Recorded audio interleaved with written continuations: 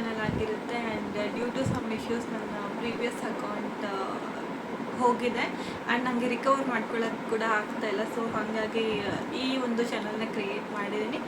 ಮುಂಚೆ ನಂಗೆ ಹೇಗೆ ಸಪೋರ್ಟ್ ಮಾಡ್ತಿದ್ದೋ ಈಗಲೂ ಹಾಗೆ ಸಪೋರ್ಟ್ ಮಾಡಿ ಅಂತ ಕೇಳ್ಕೊತೀನಿ. ಆ್ಯಂಡ್ ಈ ಒಂದು ಬ್ಲಾಗಲ್ಲಿ ನೀವು ಯಾವ್ಯಾವ ಥರ ಎಕ್ಸ್ಪೆಕ್ಟ್ ಮಾಡ್ಬೋದು ಅಂತಂದರೆ ಬೇಸ್ಲಿ ಈ ಸಲ ಬಂದ್ಬಿಟ್ಟು ಸ್ವಲ್ಪ ಸ್ಕೆಚಿಂಗ್ ಆಗಿರ್ಬೋದು, ಕುಕ್ಕಿಂಗ್ ಆಗಿರ್ಬೋದು. ಹಾಗೆ ನೀವು ನೋಡಿದ್ರೆ ಇತ್ತೀಚೆಗೆ ತುಂಬ ದಪ್ಪ ಆಗಿಬಿಟ್ಟಿದ್ದೀನಿ.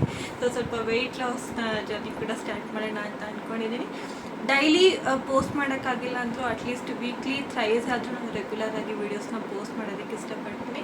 ಹಾಗೆ ನನ್ನ ಫ್ಯಾಮಿಲಿನ ಕೂಡ ಪರಿಚಯ ಮಾಡಿಕೊಡ್ತೀನಿ. ಪ್ರೀವಿಯಸ್ ವ್ಲಾಗ್ಸಲ್ಲೆಲ್ಲ ನಮ್ಮ ಅತ್ತೆನ ನಾನು ಎಲ್ಲೂ ತೋರಿಸೇ ಇಲ್ಲ. ಸೊ ಈಗ ಬರೋ ವ್ಲಾಗ್ಸಲ್ಲೆಲ್ಲ ಅವ್ರನ್ನೂ ಸ್ವಲ್ಪ ತೋರಿಸೋಣ ಅಂತ ಅಂದ್ಕೊಂಡಿದ್ದೀನಿ. ಆ್ಯಂಡ್ ನಮ್ಮ ಅತ್ತೆಗೆ ತುಂಬ ಕ್ರೇಜ್ ಇದೆ, ಅಡುಗೆ ಚೆನ್ನಾಗಿ ಮಾಡ್ತಾರೆ ಹಾಗೆ ಹೀಗೆ ಅಂತ. ಸೊ ಅದು ಸ್ವಲ್ಪ ಕ್ಲಿಪ್ಪಿಂಗ್ಸ್ ತಗೋತೀನಿ. ಆ್ಯಂಡ್ ಮೇಯ್ನ್ಲಿ ನನ್ನ ಡಾರ್ಲಿಂಗ್ ಫ್ಲಫಿನ ತೋರಿಸ್ತೀನಿ. ಅವಳು ಇಲ್ಲೇ ಮಲಗಿದಾಳೆ, ಬಟ್ ಅವಳು ಬರ್ತಾಳೆ ನೋಡೋಣ. ಅವಳನ್ನ ಹೆಂಗೆ ಕರಿಬೇಕು ಅಂತ ಟ್ರೀಟ್ ಕೊಟ್ಬಿಟ್ಟು ಕರಿಬೇಕು. ಅವಳು ಟ್ರೀಟ್ ಬಾಕ್ಸ್ ಎಲ್ಲೂ ಕಾಣ್ತಾ ಇಲ್ಲ. ಸೊ ಟ್ರೀಟ್ ತೋರಿಸಿದ್ರೆ ಬರ್ತಾಳೆ. ಬಾಯ್ ಫ್ಲಫಿ, ಬಾ. ಕ್ಯಾಮ್ರಾ ಅಂದರೆ ಇರಿಟೇಟ್ ಅವಳಿಗೆ, ಸೊ ಹಂಗಾಗಿ ಅವಳು ಬರ್ತಿಲ್ಲ. ಬಾ ಡಾರ್ಲಿಂಗ್, ಹಾಯ್ ಮಾಡು. Hi hi.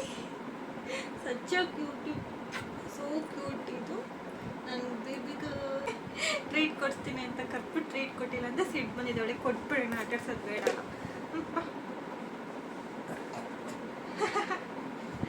ಏನು ಇವನು ಇಸ್ಕೊಂಡು ಮತ್ತೆ ಓದ್ಲು, ಈಗ ಬರಲ್ಲ.